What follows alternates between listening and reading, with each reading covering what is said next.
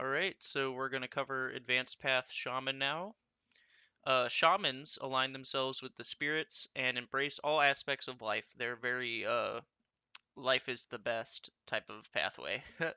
Shamans are the dedicated healers. So if you've ever played any kind of role-playing game or World of Warcraft and any sort of MMO, any class-based system, Shaman is the flat-out healer. Like there is not, you don't play a shaman. You can play a shaman and do other things. It's not just healing, but a lot of it is about healing. And healing in unique ways, and healing in ways that get around metabolisms, and healing in ways that are super useful. Um, every town, every adventure should have a shaman coming with them. They're awesome. Uh, Life is the source of their power, and that which they promote above all things. They respect the natural processes of death and abhor violations of this, such as undeath, often supplementing their abilities with artisanal methods. Artisanal. Shamans are widely recognized as the cure to most ailments. So if if you have a problem, like you have a disease of some kind, or you have a if you've made a mistake and you have something really bad happens to your character, the if a shaman can't fix it, you're shit out of luck. Like if a shaman can't help you, then you're screwed. So shamans are kind of like the last uh they're kind of like the last ass they're the last thing that you go to when you're like I need to fix myself. And so they specialize in afflictions to the spirit itself and are sought after and respected by many for these reasons. Like, if you have something wrong with you, you go to a shaman first to like try and figure it out. And that could be like a spiritual disease or like some type of effect that like you like some sort of effect has made you super depressed, or you have some sort of ailment like you have to limp, or you're cursed with like a certain horrible curse. Like shamans are helpful for that, etc. And they get at the end, their last skill is a spirit totem, which is similar to barbarian totem, and the beastmen have a unique, like they get a unique skill, and barbarians they get a unique totem at the end of their tree that like is kind of designed for them. Shamans also get a spirit totem, which is determined by plot as the capstone of the shaman. Many aspects are taken into account when the decision is made, and oftentimes the shaman will be taken on a spirit walk to commune with the spirits to determine the totem. Uh, so unlike medium, when you're how medium, there's a big difference between a medium and a shaman. A medium speaks to dead people, okay, and talks with spirits. A shaman talks to the spirits of things like nature, and they're much more of the stereotypical fantasy spirits as opposed to like direct individual people spirits. There's like it's one is more arc so and medium has some archetypical spirits that they can summon, but shaman is talking about like the spirits of nature and the spirits of the world around them, and they're very much leaning towards to, they very they lean heavily towards the I'm a good guy. This is about nature. This is about life and being good. Whereas mediums they can lean into the I'm a bad guy type of thing. Shaman, it's pretty typically hard to lean into the being a bad guy and also being a shaman. There's not a whole lot of room in the shaman sphere for being a bad guy. Just straight from your skills, honestly. Speaking of which, we'll jump straight into your skills. This is a really good skill. 10 build for 5 bodies, so the ratio is 2 to 1 here. Two for every 2 build you get 1 body. Shaman gains armor based on their spirit pool. Alright, you have an amount of spirit armor equal to the amount of build spent into your spirit magic pool. Um, okay. The prerequisite is meta guarantee resurrection, which is avatar. This is an avatar based, yeah, avatar focus. This is an avatar based pathway. And you need to know meta guarantee resurrection, which is a meta magic, and it allows people to guarantee resurrection, so that way you don't pull Blackstone. I think you could still pull a Blackstone, but it doesn't matter what you pull. Yeah. So shamans gain armor based on their spirit pool. You have an amount of spirit armor equal to how much spirit pool you have. So if you have 50, so the minimum here to get a avatar focus is 50. So at a minimum, this is 50 spirit magic pool. Um, so you're getting a 50 point of armor. You may repair this that you don't have to physically represent. You do not have to be wearing armor to have this 50 point of armor, and it functions just like regular armor. So that's super neat. You may repair this armor on a 3 count for the expenditure of 1 avatar. That's sick. Okay, that is amazing. So normal armor, I believe you have to spend a minute readjusting your armor to get your armor total back, and you have to wear it and you have to physically represent it. So these guys have 50 armor that they don't have to represent, and this stacks on top of normal armor. Nothing here is stopping you from wearing regular armor on top of this, okay? And you get to repair the armor on a 3 count for 1 avatar. This is pretty sweet.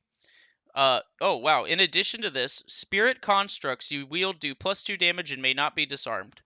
So, a spirit construct is a weapon, essentially. Within both pathways of spirit and sorcery, there are both of the magical pools. There is a way to summon a weapon construct. So you get to summon a weapon, and it's like just a magic weapon, basically. That's all it is. It doesn't do anything special. It's literally just a weapon that happens to be constructed out of magic. And when you are wielding those, which is very popular for a lot of the spellcasting you characters to be wielding those. So when a spirit one is being held by a shaman, they do +2 damage and can't be disarmed, which is sweet. That's pretty good. Staff of the Spirit, 10 avatar to summon. So very good skill. Very good skill. This is everybody would love to have this if they were a spirit caster. This is good. Staff of the Spirit, shaman can summon a powerful staff for 10 avatar. This ability allows the shaman to summon a spirit construct staff weapon for 10 avatar, which immediately gets applied with the +2 and cannot be disarmed because it's a spirit construct. A spirit construct weapon staff for 10 avatar. The only allowable phys for this weapon is a staff that follows the same rules, blah blah blah, with a 12-inch orange grip. This staff of the spirit can be used as a normal staff, but also has several enhancements. Okay, so it's just there. So if you took a regular spell that lets you make a spirit construct, you would have to follow certain rules for what it looks like. So this is really just saying it has to follow the rules for what that normally looks like. And unfortunately, I don't have any pictures or anything I could show you. But by the time that you're going to be learning this, you're going to see what it looks like. Because again, this is not something that you're going to be doing on your first event. So you're at least going to have 1 or 2 events under your belt before you become a shaman. So you'll have plenty of opportunity. They're pretty common. You'll see white. You'll see a white looking weapon with orange tied around it, and you'll be like, "What's that?" And you'll know what it looks like before. Um, my personal opinion is that fighting with staffs is bad. So don't fight with the staff. The staff really just sits on your back. But I've seen plenty of other people fight with staffs. It's not the worst, and it's certainly a stopgap for if you don't have a weapon, you have a staff, which is very useful. But that aside, the Staff of Spirit can be used the same as normal, but also has several enchantments. The staff is unshatterable and acts as a special spirit focus for the entire duration. I'm pretty sure its duration line of sight, which means as long as it's within your person, it doesn't go away. Spirit magic may be focused at a ratio of 1-to-1, which is sweet. 1-to-1 ratios, if you followed any of our other focus stuff or watched the augment videos, ratios of 1-to-1 for focuses is amazing. To a maximum of your character sheet spirit pool. In other words, you only have to pay 1 point of magic to store 1 point in the staff. Magic contained in the Staff of Spirit may only be used to cast spirit spells. Okay. I don't. So you can't use spirit, like the lower pool spirit, for using. You can't pull this stuff out and use it for rituals, I would assume. I would assume that there's some kind of ritual that allows you to use lower pools to cast it. Um, wouldn't be up my sleeve. I have no idea why that's written in there, because if you carry spirit with you, then you can only use it for spirit spells. But there must be some other way to use spirit. Oh, like you could use it for per use costs on certain abilities. That makes sense. So you can only use it to cast spirit spells, which means that if there's anything like if you have any sort of ability that makes you use spirit to do something, like a meta magic or another pathway skill, you wouldn't be able to use it for that. That's probably why it's there. It also focuses. Whoa, what the heck? It also functions as a focus for up to 50% of the shaman's avatar at a 1-to-1 ratio? That's hot. This may only be used for casting spells, performing meta magics, or fueling shaman abilities. Okay, so you don't get to use this to cast rituals. That's important to know. But okay, even if you're only doing 50, so if you have 50 avatar, so let's say you have 50 spirit and you have 50 spirit in your staff, and you have 50 avatar, you can store 25 avatar if so half of whatever your total pool is. So if you have 50 avatar, you get a half it, so 25, and then you get to store up to that much at a 1-to-1 ratio in your staff of avatar. And if you looked at Worm, which if you're a spellcaster, I highly recommend you go look at Worm, the racial augment Worm. They have a staff that does every single magic pool at a 1-to-1 ratio, which is absolutely nuts because getting an upper pool, a avatar focus is insane. Okay, being able to to have a focus for upper pool is nuts. That is super good. A lot of people would want that.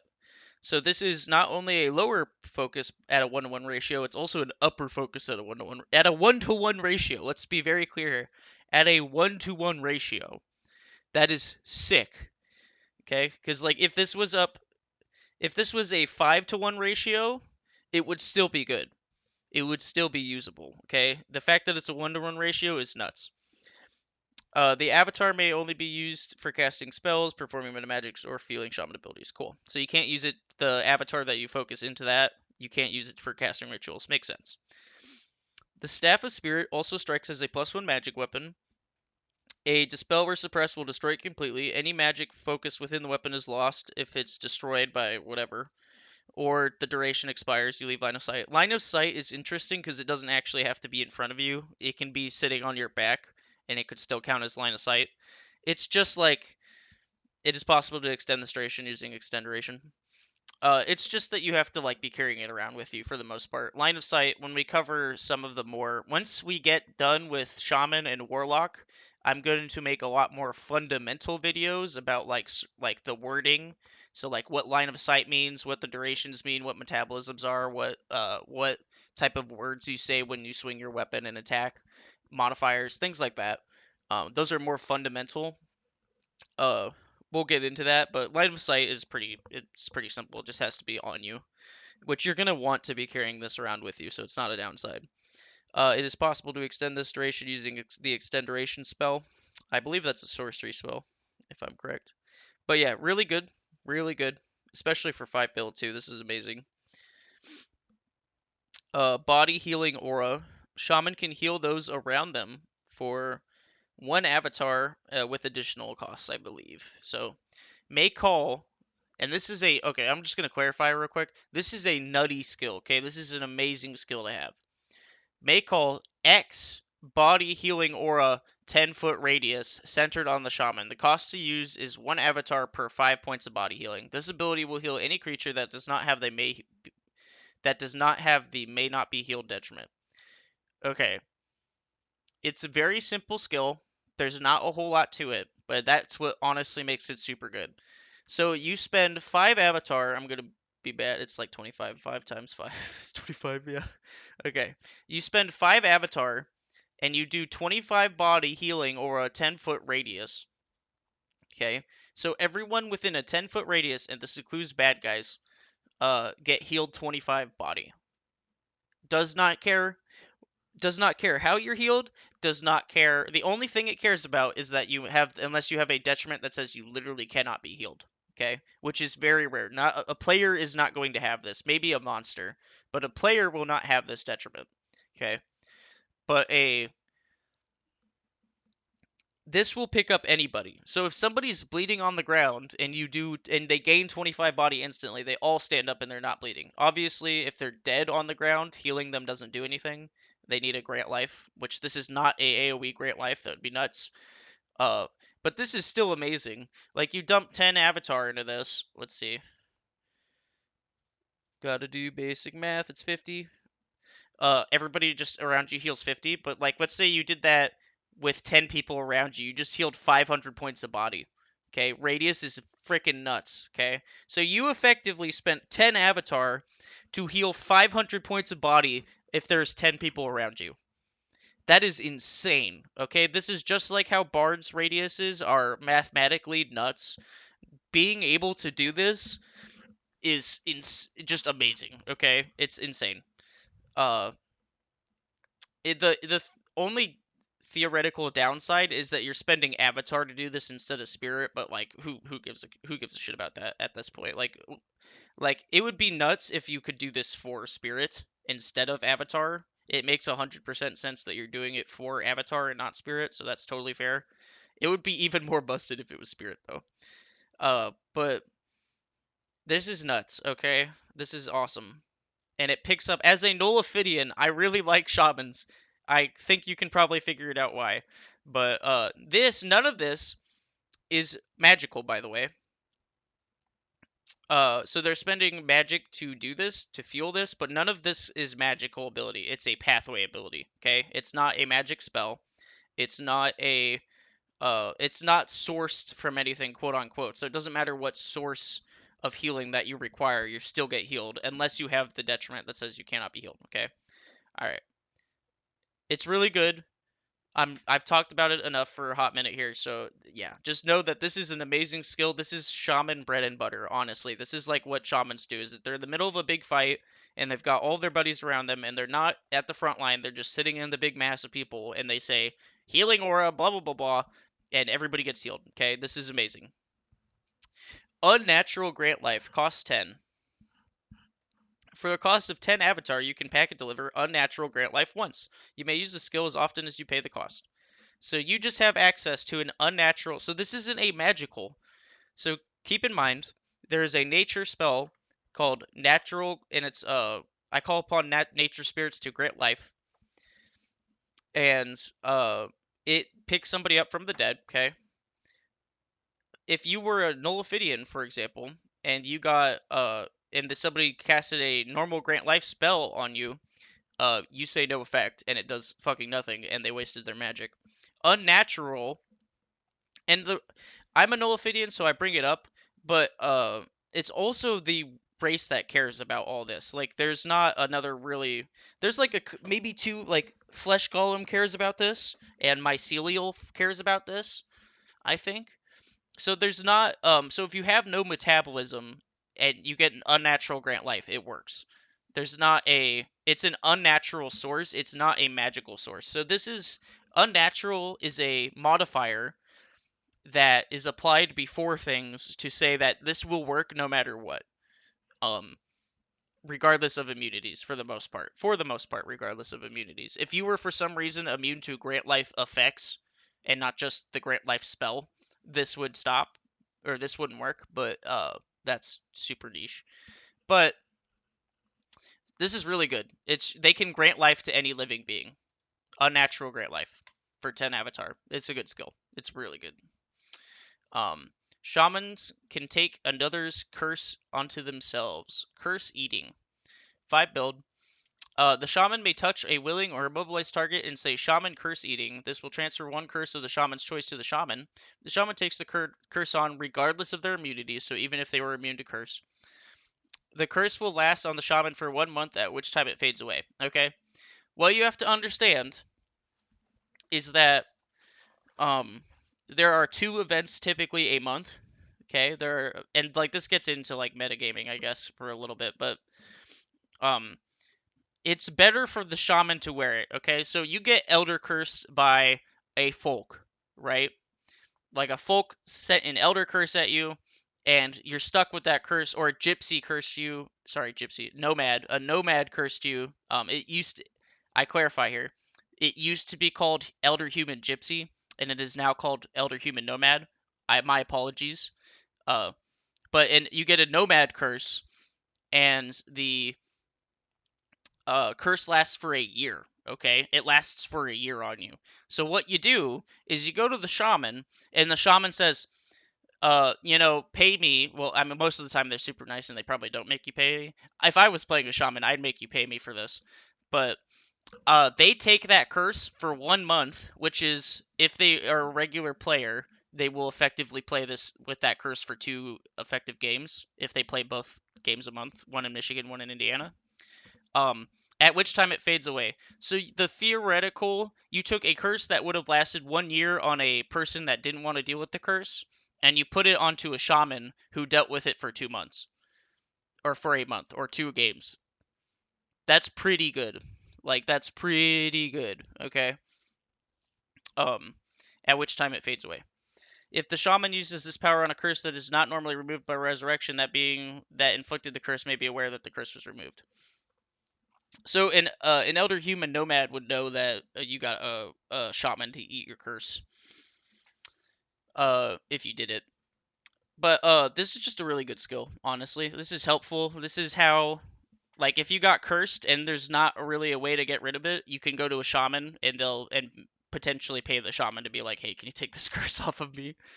Because I really don't want to limp for the next 2 events. Uh, but yeah, this is like, you much rather have it on a shaman who gets rid of it in a month than a shaman than a player than another player who has to deal with it for a year, right? That's part, and that's also, keep in mind, that's part of what you're accepting when you're playing shaman. Okay, like, you are getting. I'm not saying that you have to use this skill, but you'd be a pretty bad shaman if you didn't help people with their curses, which it does not come up very often. I'll be honest, it doesn't come up very often. It's still a really good skill to have. Shaman, walk it off. Just walk it off, man. You'll be fine. Shaman counts as their own circle when resurrecting others. The shaman becomes a beacon to the spirits of the ethereal plane. Spirits will now be drawn to the shaman as if they were an ordinary magic circle. This shaman may in turn sense spirits that are near. To use this ability, this spirit must remain within a 10-foot radius of the shaman, at which point the shaman may resurrect any spirit as if he were himself an extended circle. For the entire duration of this resurrection process, the shaman must meditate to guide the spirit back to the material plane. If at any time during the process the shaman becomes the target of spell or ability, the resurrection is interrupted and the shaman must begin the process again. Okay, so if you watched the life and death of Shiftedlands fundamental video, we covered resurrection, and to resurrect you have to be in a magic circle, and somebody has to be there to initiate a resurrection technically. Or you can resurrect yourself, but it's like worse. It's better if you have other people doing it, okay? And so a shaman technically counts as a walking circle for the purposes of resurrection. Okay. And that's all that, and they also count as an extended circle, which means that your resurrection happens like instantly, as opposed to you have to wait 5 minutes to do this type of crap, which is nice. A ritually extended circle is required to do certain meta magics or certain effects too. So it's very relevant that they're an extended circle as opposed to a regular circle. Um, and that's it. Like, they get a function as a circle for people who are resurrecting, which is super useful. Um, this last event I actually went to was a very rough event in terms of combat, and I believe, and in the last fight of the night, 4 people resurrected, which is insane. Okay, let me clarify that. Like, if you watch the resurrection video, you'll notice that I mentioned that, like, one resurrect a game is like the standard, kind of. Like, maybe one, like, the average amount of resurrections per a game or per a gather or per an event is like less than one. Like, typically an event goes by and nobody resurrects, and like maybe every couple events there's like one resurrection. We had 4 resurrections this last event in the same fight. It was nuts. It was a very tough fight, which is super cool. I freaking loved that fight. Those fights are scary and cool, and it makes people like, what it people don't like it in the moment. Like, in the moment, 4 people resurrected and everybody was super sad. Uh, but the reason why I bring it up is because we had a shaman, and all of them every single one of them resurrected out of the shaman instead of a circle. So they all just went straight to the shaman, and the shaman resurrected them, which was very funny.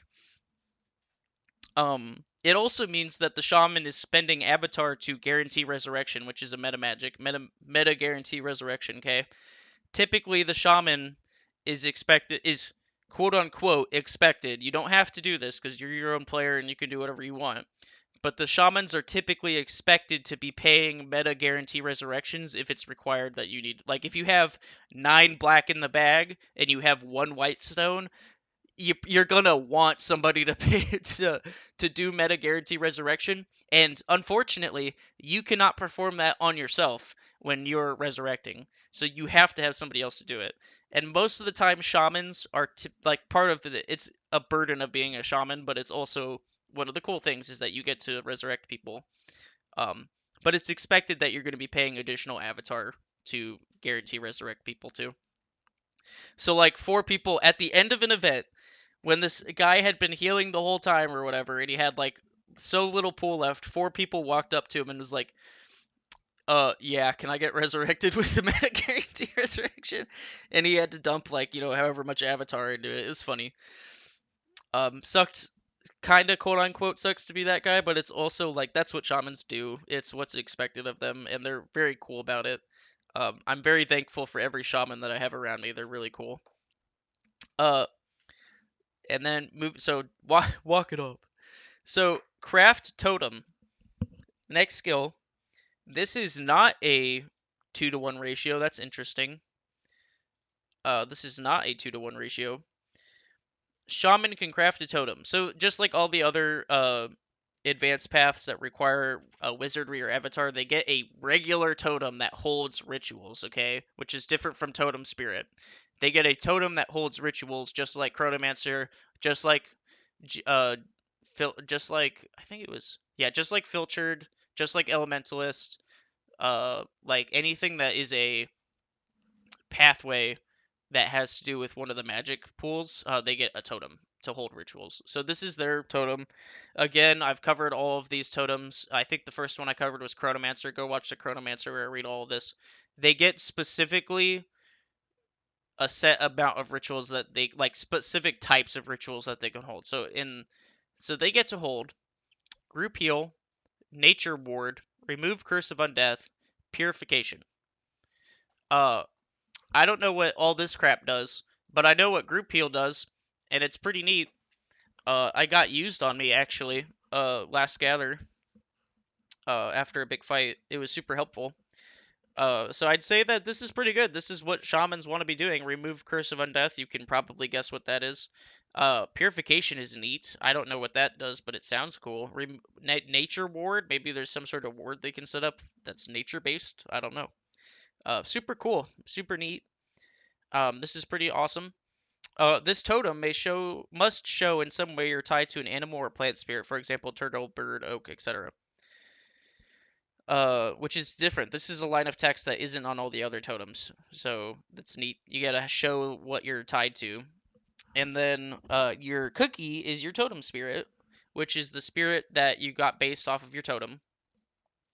Which I think you get to slash plot collectively figure it out cooperatively figure it out. I think shaman who have achieved the pinnacle of their field find themselves able to take on more of the traits of their totem spirits. The skills learned will vary, as this ability is coordinated situation with a plot team. Examples may be a shaman with a turtle or oak totem gaining threshold, while a shaman with a phoenix totem gains the ability to swing their staff for fire. That's super neat. So you get a unique little skill based off of what totem you are. And honestly, these are like the best ones. People like these ones a lot, where it's just like you get to have a unique skill because it's based off of you, as opposed to like a generic, like this is the skill. So that's super cool. You get something neat for being a shaman. That was Shaman. I freaking love shamans. I want as many people in town to play shamans as they can. Shamans are sick, and they fit stereotypically into the healing archetype of many classes, MMOs, etc. Uh, or tabletop games where you would expect a shaman to be. So yeah, these are cool. You guys should totally play a goblin shaman just because it sounds cool. Yeah, that was shaman. Next is warlock, and we will be done with the advanced paths. Heck yeah, bye.